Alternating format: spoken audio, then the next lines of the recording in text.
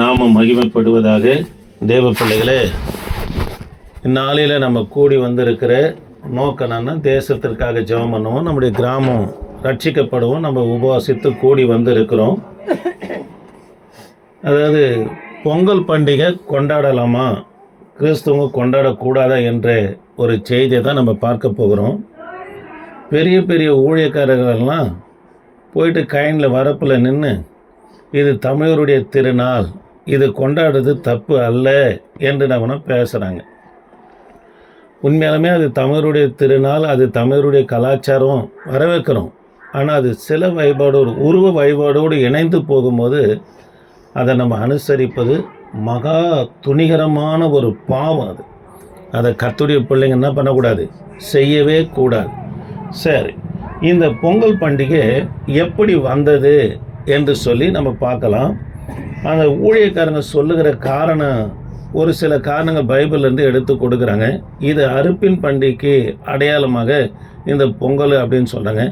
இது எல்லாவற்றையும் குறித்து நம்ம என்ன பண்ணோம், ஒவ்வொன்றாக நம்ம செய்தி பார்க்க போகிறோம். நீங்கள் கவனமாக கேட்டால் தான் சாதாரண குடிசையில் இருக்கிற நமக்கு கர்த்தர் இந்த சத்தியத்தை பேசுகிறார். பாருங்க, அவங்க துணிகரத்தை கர்த்தர் பார்த்துக்கிட்டோம். நம்ம கேட்ட சத்தியத்தின்படி பயந்து நடக்கும்போது அதுக்கு உண்டான பலனை நிச்சயமாக கர்த்தர் நமக்கு தருவார். ஆமே, அல்லேலூயா. சரி, இது கானானியருடைய பழக்க வழக்கம்.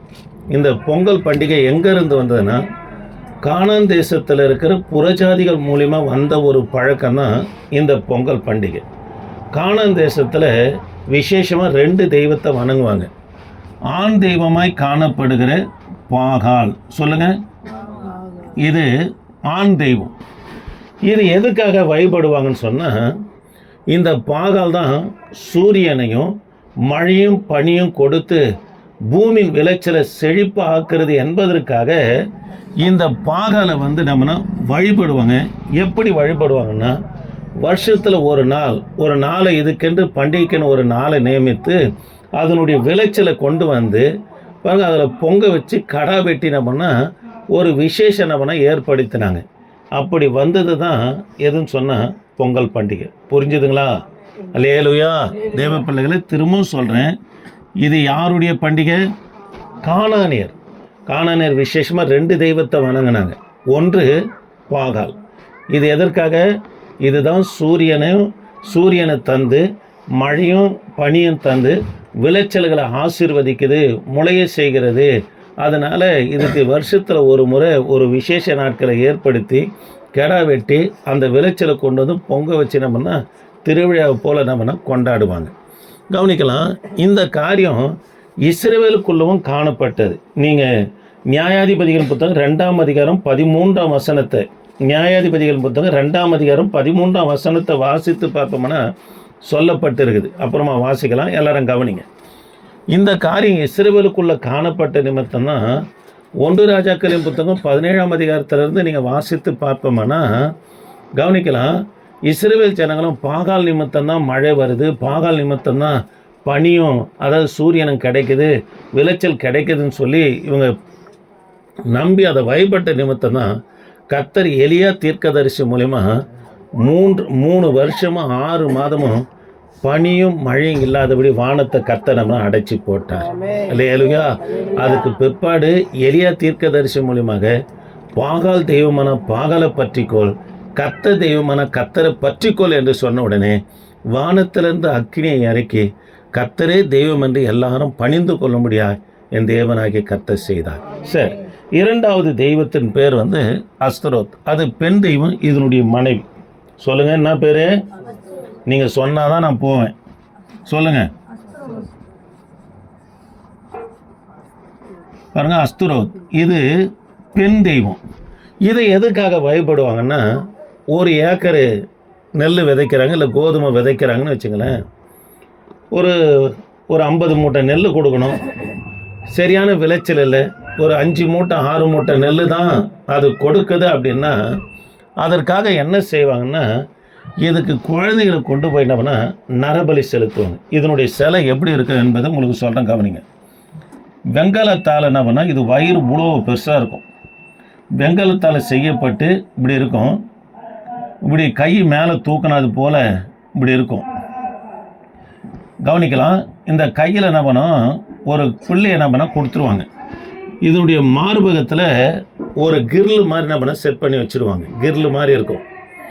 கவனிக்கலாம். விளைச்சல் சரியாக இல்லை, நல்ல விளைச்சல் கொடுக்குற கைனில் பூச்சி இறங்கிடுச்சு, ஒரு 50 மூட்டை கிடைக்க வேண்டியது 20 மூட்டை 25 மூட்டை தான் கிடைக்குது அப்படின்னா, அதனுடைய அதாவது தோஷத்தை கழிக்கும்படியாக என்ன செய்வாங்கன்னா, இந்த பாகாலுடைய மனைவியாய் காணப்படுகிற அஸ்தரோத்துக்கு என்ன பண்ணுவாங்கன்னா நரபலி என்ன பண்ண செலுத்துவாங்க.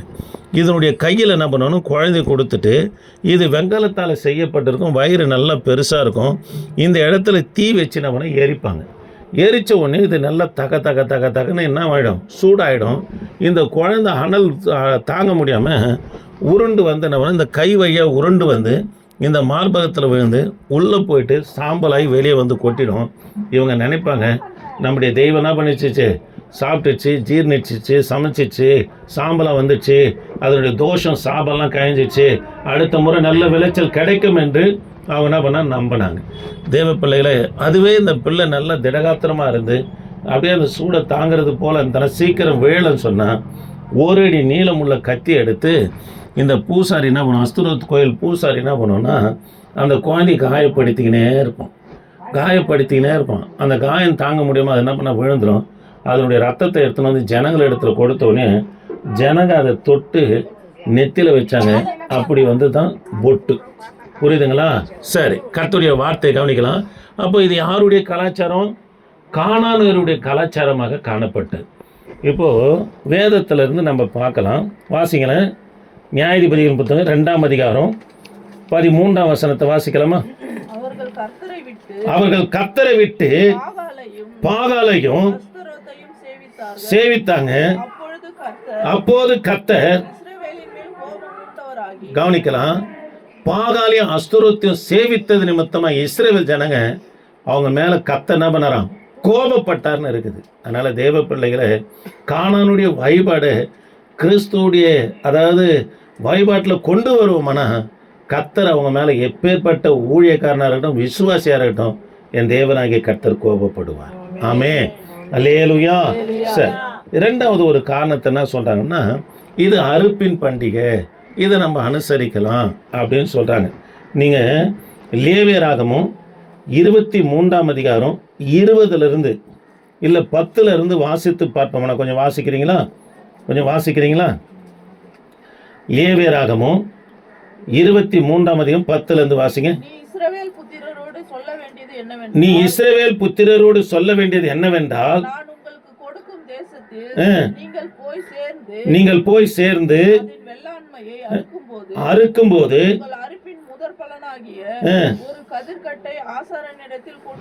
கவனிக்கலாம்.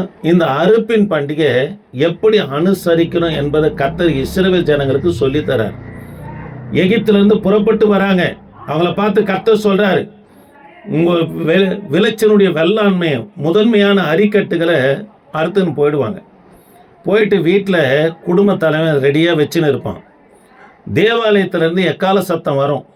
இந்த அரிக்கட்டை நம்ம எடுத்து போயிட்டு ஆசாருடைய கையில் கொடுப்பான். நான் திரும்ப சொல்கிறேன், அந்த முறைமையை கர்த்தர் இஸ்ரவேல் ஜனங்கள் கர்த்தர் சொல்லி கொடுத்துருக்கிறார். அறுவடை செய்வாங்க. அரிக்கட்டில் முதன்மையான அரிக்கட்டை என்ன பண்ணுவாங்க, அந்த குடும்ப தலைவன் கையில் வச்சுக்கின்னு வீட்டில் ரெடியாக இருப்பான். எக்கால சத்தம் ஆசாரிப்பு கூடாரத்தில் இல்லது ஆலயத்திலேருந்து ஊதின உடனே அந்த எக்கால சத்தத்தை கேட்டோடனே அந்த அரிக்கட்டை எடுத்து என்ன பண்ண ஓடி போயிட்டு ஆசாரின் கையில் கொடுத்தோடனே, ஆசாரின் தேவாலயத்தில் கர்த்தாவே நீர் கொடுத்த இந்த விளைச்சலுக்காய் ஸ்தோத்திரம் அப்படின்னு சொல்லி அசை காட்டி நன்றி சொல்லிவிட்டு அதில் என்ன பண்ணால் அப்பம் சுட்டு பண்டிகை என்ன பண்ணால் கொண்டாடுவாங்க. தேவ பிள்ளைகளே, இது எதுக்காக இந்த அறுப்பின் பண்டிகை கர்த்தர் கொண்டு வந்தார்னா, இதை ஒரு விசேஷப்படுத்தி நடத்தணும் என்பதற்காக கர்த்தர் கொண்டு வரல. எதுக்காக கொண்டு வந்தார்னா, ரகசிய வருகைக்கு அடையாளமாக கர்த்தர் இதை கொண்டு வந்தார். எப்படி விளைச்சலின் முதற் பலனு ஆசானுடைய கைக்கு எக்கால சத்தம் கேட்ட உடனே எடுத்து போய் அந்த குடும்ப தலைவன் கொடுக்கிறானோ, அதே போல் வானத்திலேருந்து சத்தம் கேட்கும். விளைச்சலின் முதற் பலனாக இருக்கிற கர்த்தருடைய பிள்ளைங்க என்ன பண்ணோம், ஆகாயத்தில் கர்த்தரை சந்தித்து தேவனிடத்தில் என்னோடு இருக்கும்படி என் தேவனாகி கர்த்தர் செய்வார். ஆமே. அப்போ இந்த அறுப்பின் பண்டிகை எதுக்கு அடையாளமாக கர்த்தர் கொடுத்தாரு? ரகசிய வருகைக்கு அடையாளமாக கொடுத்தார். இதை இந்த பொங்கல் பண்டிகையோடு சேர்த்து பேசுகிறது தேவன் அருவருக்கிற காரியமாக இருக்குதுங்க. தேவ பிள்ளைகளே, ஓசியா தீர்க்க தரிசன புஸ்தகம் 2ஆம் அதிகாரம் 8ஆம் வசனமும் 13ஆம் வசனத்திலிருந்து 14ஆம் வசனத்தையும் கொஞ்சம் வாசிக்கலாமா? கொஞ்சம் சீக்கிரம் வாசிக்கலாம். ஓசியா தீர்க்க தரிசன புஸ்தகம் 2ஆம் அதிகாரம் 8ஆம் வசனம். தானியத்தையும்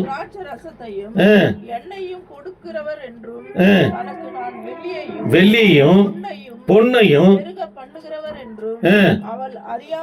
அவள் அறியாமல் போனா பாருங்க. ஆண்டவர் வெள்ளியும் பொன்னையும் தானியத்தையும் திராட்சை ரசத்தையும் கொடுத்தாரு. ஆண்டவர் தான் கொடுத்தாரு. ஆனா ஆண்டவருடையதா என்னத அதை யாருடையதா மாத்திட்டாங்களாம்? பாகால் உடையதா மாற்றினார்கள் என்று சொல்லி நம்ம பார்க்கிறோம். அல்லேலூயா. கவனிப்போம், கர்த்தருடைய வார்த்தையை கவனிக்கலாம்.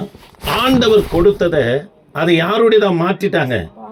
பாகால் உடையதா என்ன பண்ண மாற்றினார்கள் என்று சொல்லி பார்க்கிறேங்க. தேவ பிள்ளைகளே, அது மாத்திரம் இல்லை, ஓசியா தீர்க்க தரிசன புஸ்தகம் 7ஆம் அதிகாரம் 8லிருந்து 9 வரைக்கும் வாசித்து பாருங்க. ஏன் அதை பாகால் உடையதாக மாற்றிட்டாங்க? கர்த்தர் கொடுத்த விளைச்சலை, திராட்சை ரசத்தையும் எண்ணெயும், அதாவது அறுவடையும் வெள்ளியும் பொன்னையும் கர்த்தர் கொடுத்தது ஏன் பாகால் உடையதாக மாற்றினாங்க என்பதை ஓசியா தீர்க்க தரிசன புஸ்தகம் 7ஆம் அதிகாரம் 8லிருந்து 9 கொஞ்சம் வாசிக்குமா? பாருங்க, காரணம் என்னன்னா, அந்நிய ஜனங்களோடு போயிட்டு இஸ்ரவேல் ஜனங்க கலந்துட்டாங்க. கலந்து அவங்களுடைய பழக்க வழக்கம் வந்ததுனால இவன் என்னவா மாறிட்டான்? திருப்பி போடாத அப்பமா மாறிட்டான். அப்போ 2 சைடும் வேக வச்சாதான் சாப்பிட முடியும். ஒரு சைடு வேக வச்சா அது அரை வேக்காடு. அப்போ இஸ்ரவேல் ஜனங்க அவங்களோடு கலந்து பழகி அவங்கள போலவே பேச, அவங்கள போலவே வழிபட, அவங்கள போலவே நடக்க ஆரம்பிச்சதுனால சொல்றாங்க, கர்த்தர் கொடுத்ததை அவன் யாருடையதான் மாத்திட்டானா? பாகாலுடையதான் மாற்றினான் என்று சொல்லி நம்ம இந்த இடத்துல வாசிக்கிறோம். அல்லேலூயா. அதனால தேவ பிள்ளைகளே, கர்த்தர் கொடுத்ததை கர்த்தருக்கு தான் நன்றி சொல்லணுமே தவிர பாருங்க பாகாலுக்கு நன்றி சொல்லக்கூடாது. இவங்க நன்றி சொன்னதுக்கு காரணம் என்ன? யாரோடு கலந்துட்டாங்க? அந்நிய ஜனங்களோடு கலந்தவர்களாக இஸ்ரவேல் ஜனங்க என்ன பண்ண காணப்பட்டாங்க. அப்போ அது போல வேலை செய்யறவங்க, சரி இதெல்லாம் தப்பு இல்லைன்னு சொல்லி போறாங்களே, கர்த்தருடைய ஊழியக்காரராக இருக்கட்டும், ஆண்டவருடைய பிள்ளைகளாக இருக்கட்டும், விசுவாசிகளாக இருக்கட்டும் போறாங்களா, அவங்க யாருன்னா அறவேக்காடுங்க. ஆமாங்க, அறவேக்காடுங்க, திருப்பி போடாத அப்பங்க அது. 3வது ஒரு காரியத்தை சொல்றேன், வாசிக்கலாமா? உபாகமம் 4ஆம் அதிகாரம் 19ஆம் வசனத்தை நீங்க வாசிப்பீங்களா? உபாகமம் 4:19, உபாகமம் 8:10, செப்பனியா 1:5 கொஞ்சம் சீக்கிரம் வாசிக்கலாமா? 4:19 கொஞ்சம் வாசிக்கலாமா? உபாகமம், உங்கள் கண்களை வானத்திற்கு ஏறெடுத்து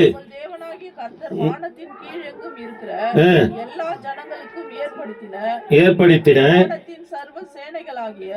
சந்திர சூரிய நட்சத்திரங்களை நோக்கி அவைகளை தொழுது சேவிக்க இணங்காதபடிக்கு. கவனிக்கலாம், ஆண்டவர் சொல்றார் உபாகமத்துல, சூரியன் சந்திரன் நட்சத்திரனை சேவித்து பணிய கூடாது என்று கர்த்தர் என்ன பண்றாரு? கொடுக்கிறார். நீங்க உபாகமம் 8:10 நீங்க வாசித்து பார்ப்போம்னா, கர்த்தர் கொடுத்த இயற்கைக்காக வளத்துக்காக, அதாவது இயற்கைக்காக வளத்துக்காக சூரியன் சந்திரனுக்காக யாரை துதிக்கணும்னா கர்த்தரை துதிக்கணுமா? அல்லேலூயா. கொஞ்சம் வாசிக்கணும், அதுல இருக்குது. நீ ஆகையால் நீ புசித்து திருப்தி அடைந்து இருக்கையில் கவனிக்கலாம், உனக்கு கொடுக்கிற விளைச்சலுக்காக, உனக்கு கொடுக்கிற ஆசீர்வாதத்துக்காக, உனக்கு கொடுத்த அப்பத்துக்காக நீங்க யாரை ஸ்தோத்திரம் பண்ணணும்? கர்த்தரை ஸ்தோத்திரம் பண்ணுங்க. சூரியனையும் கைனி காட்டியும் ஸ்தோத்திரம் பண்ணக்கூடாதுங்க. கர்த்தரை மட்டும்தான் நன்றி சொல்லணும். ஆமே. அல்லேலூயா, அல்லேலூயா. பாருங்க, இப்போ எத்தனை காரியம் நம்ம பார்த்துருக்கிறோம். பொங்கல் பண்டிகை கொண்டாடக்கூடாது என்பதற்காக இது யாருடைய வழிபாடு? கானானுடைய வழிபாடு. 2வது, இந்த அறுப்பின் பண்டிகை இது ரகசிய வருகைக்கு அடையாளமாக கர்த்தர் கொடுத்தாரு. இவங்க கர்த்தர் கொடுத்தது பாகாலுடையதாக மாற்றினதுக்கு காரணம் என்னன்னா, அந்நிய ஜனங்களோடு கலந்து இவங்க என்ன பண்ணாங்கன்னா கர்த்தர் கொடுத்தது பாகால் பயிர் ஆக்கிட்டாங்க. அதனால் ஆண்டவர் சொல்கிறார், இவங்க யார்? திருப்பி போடாத அப்பம் என்று கர்த்தர் நம்ம சொல்லுகிறார். மூன்றாவது தேவ பிள்ளைகளை, ஆண்டவர் கொடுத்த, அதாவது இயற்கைக்காக சூரியன் சந்திரன் விளைச்சலுக்காக அவைகளுக்கு பண்டிகை கொண்டாடும் சொல்ல, அவைகளை நமக்கு நன்மையாக ஏற்படுத்தி கொடுத்த தேவனுக்கு தான் நம்ம நன்றி செலுத்தணும், சோத்திரம் பண்ணணும். அல்லேலூயா, அல்லேலூயா. கவனிக்கலாம். லேவியராகமும் 20ஆம் அதிகாரம் 23ஆம் வசனத்தை கொஞ்சம் வாசிக்கலாமா? லேவியராகமும் 20ஆம் அதிகாரம், லேவியராகமும் 20ஆம் அதிகாரம் 23ஆம் வசனம். லேவியராகமும் 20:23.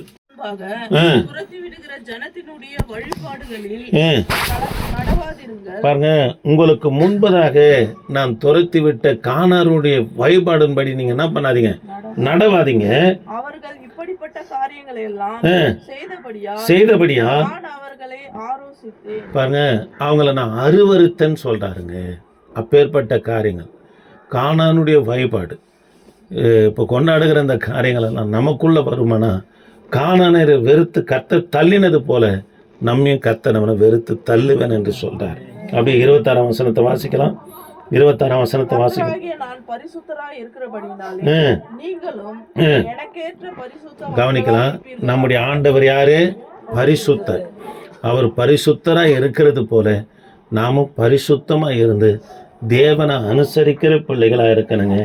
புதிய ஏற்பாட்டில் இதை குறித்து அப்போஸ்தலனாகிய பேதுரும் கூட என்ன சொல்கிறாருன்னா, நீங்கள் 1 பேதுரு 4ஆம் அதிகாரம் 3-5 வரைக்கும் நம்ம வாசித்து பார்ப்போம்னா, சென்ற வாழ்நாட்களில் நம்ம புறஜாதியுடைய இஷ்டங்களின்படி செய்தோம் போதன்றார். திரும்ப அதன் பிரகாரம் செய்வோம்னா கர்த்தர் நம்ம மேலே கோபப்படுவார் என்று சொல்கிறார். நீங்கள் போகலன்னா உங்களை தூஷிப்பாங்க, உங்களை அதாவது எதிர்ப்பாங்க. அதுக்காக கர்த்தரை ஸ்தோத்திரம் பண்ணுன்னு சொல்கிறார். அதனால் கொஞ்சம் வாசிக்க முடியுமா? 4ஆம் அதிகாரம் 1 பேதுரு 4ஆம் அதிகாரம் 3 வாசிமா. 3 வாசி. சென்ற வாழ்நாள் காலத்திலே புறஜாதிகளுடைய போதும். நம்ம இத்தனை நாளாக நம்ம பண்ண கூத்து பாவம் அந்நிய தேவனுடைய வழிபாடுகள் இதெல்லாம் போதன்றாரு. நடப்பித்து மதுபானம் பண்ணி களியாட்டு செய்து வெறி கொண்டு அருவருப்பான விக்கிரகாராதனை களியாட்டு இப்போ பண்றாங்க இல்லையா, இதெல்லாம் களியாட்டு. அது போல அருவருப்பான காரியங்களை செய்து வந்தோம்.